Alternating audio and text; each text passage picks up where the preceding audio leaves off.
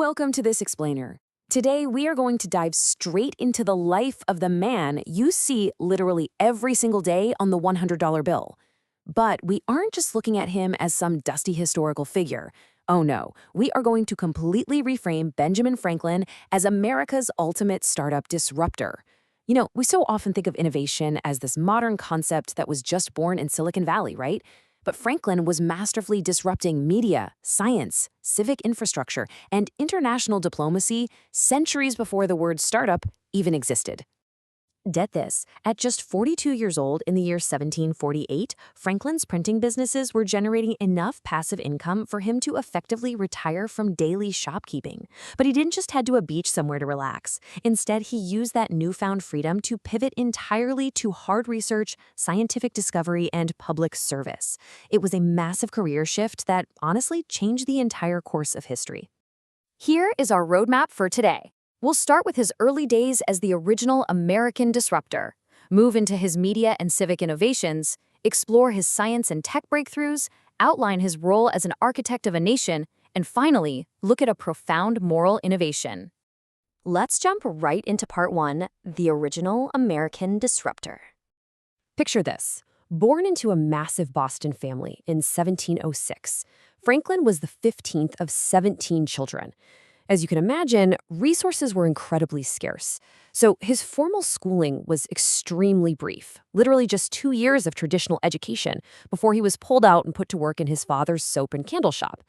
But while he was working as an apprentice, he just devoured books during his limited spare hours. He meticulously taught himself prose, logic, arithmetic, and grammar. And really, this intense autodidactic drive is the absolute core of an innovator's mindset. That drive quickly turned into some serious practical ingenuity. At 12, Franklin was apprenticed to his older brother James, who ran an independent newspaper. Well, knowing his older brother would outright reject any submissions from a mere teenager, a 16-year-old Franklin created a brilliant workaround. He submitted 14 highly popular satirical letters offering witty critiques of Boston society, all under the pseudonym Silence Doggood, a fictional middle-aged minister's widow. He just completely bypassed the gatekeeper. Now, when James eventually found out, tensions flared big time, and by 1723, a 17-year-old Franklin broke his apprenticeship and secretly ran away to Philadelphia, arriving virtually penniless.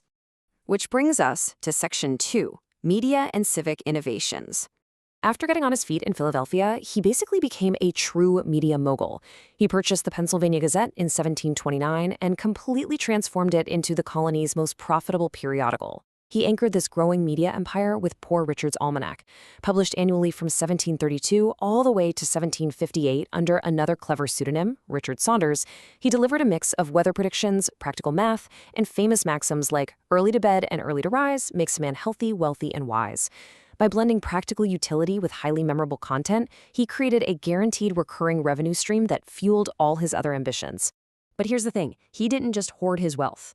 Believing that true virtue lies in serving others, he began launching what we can really only describe as civic infrastructure startups.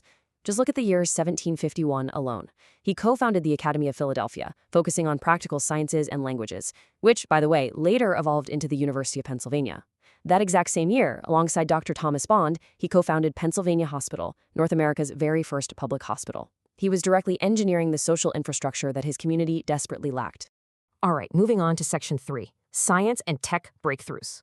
So that so-called retirement at 42, it was actually a massive pivot to hard science, eventually earning him the highly prestigious Copley Medal by 1753. He used his financial freedom to spark just an incredible portfolio of problem-solving inventions. The Franklin stove, for instance, produced twice as much heat with half the wood. Bifocals eliminated the total annoyance of switching glasses by splitting distance and near-vision lenses into a single frame.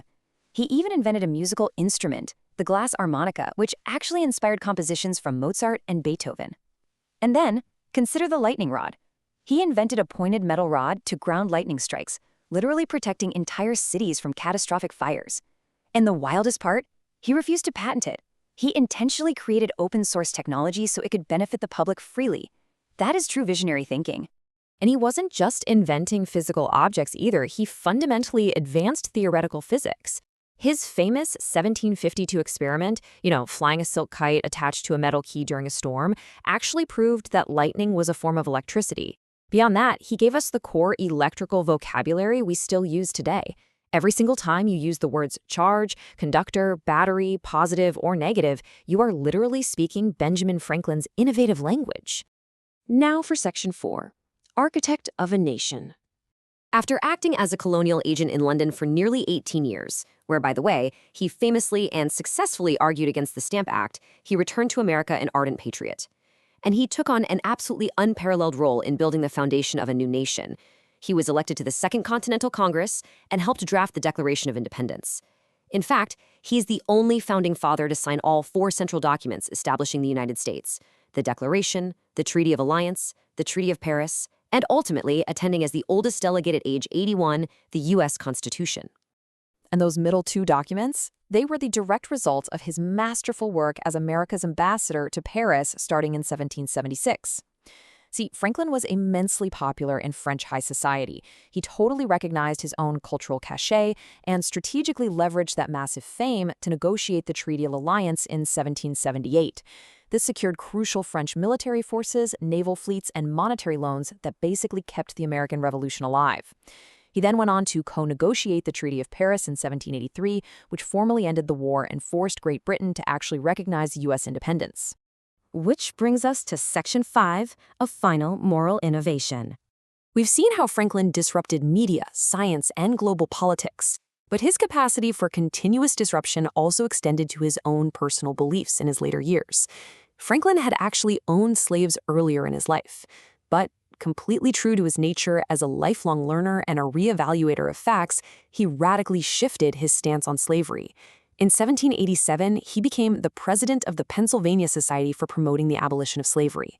And he didn't just change his mind quietly, he took real action. In February 1790, just 2 months before his death, he signed and submitted a formal petition to the U.S. Congress urgently calling for the abolition of slavery and the slave trade throughout the United States. Franklin spent his final months bedridden with severe gout and pulmonary complications. When he died on April 17, 1790, at the age of 84, the impact he had left on his community was unmistakable. Over 20,000 mourners attended his funeral procession. To put that into perspective, that was nearly 4/5 of Philadelphia's entire population at the time. He was buried beside his common-law wife, Deborah, at Christ Church Burial Ground. So as you think about his incredible legacy, nicknamed the first American for his early advocacy of colonial unity, his portrait constantly staring back at you from the $100 bill, ask yourself what you should really take away from this lifelong disruptor. From creating fictional aliases to bypass strict gatekeepers, to freely giving away life-saving open-source technology, to radically updating his own moral compass at the very end of his life. How can one person's unwavering commitment to lifelong innovation and constant reevaluation completely shape the future of a country?